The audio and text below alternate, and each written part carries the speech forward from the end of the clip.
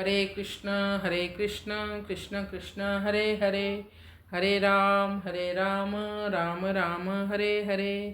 आप सबका स्वागत है श्रीमद् भगवद गीता के इस दूसरे अध्याय में। अब हम अगले श्लोक का पाठ करते हैं।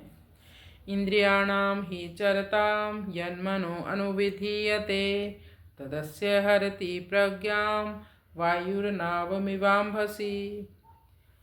यानी जिन लोगों ने अपनी सभी इंद्रियों को खुली छूट दे रखी है, आँखें जो देखना चाहती है उसको दिखाते हैं, कान जो सुनना चाहते हैं वो सुनाते हैं, जीवा जो खाना चाहती है वो खिलाते हैं, नाक से जो सुगंध लेने की इच्छा होती है वो सुगंध लेते हैं।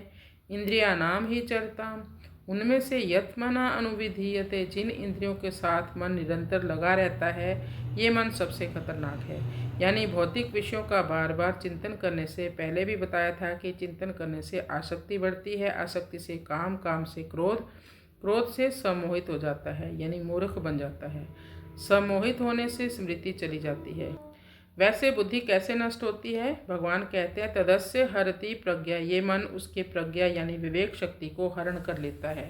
इसी प्रकार हमारा मन जब बार बार विषयों के चिंतन में लगा रहता है, यन्मना अनुविधीयते, यानी हमारा मन विषयों का अनुगामी बन जाता है। जैसे ही हमने विषयों का ध्यान किया वैसे ही मन वहाँ पर जुड़ गया। ऐसा मन बहुत ही घातक होता है, ये बुद्धि का हरण कर लेता है।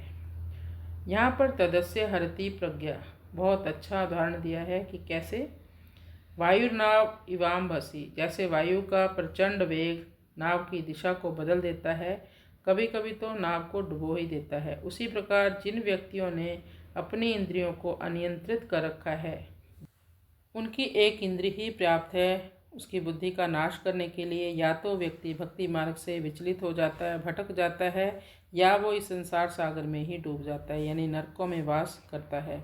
इंद्रियों के निश्चय ही विचरणशील स्वभाव वाले, जिसके साथ मन निरंतर लगा रहता है, वह मन उस व्यक्ति की बुद्धि को हरण कर लेता है, जैसे प्रचंड वायु जल में स्थित नाव को डुबा देती है।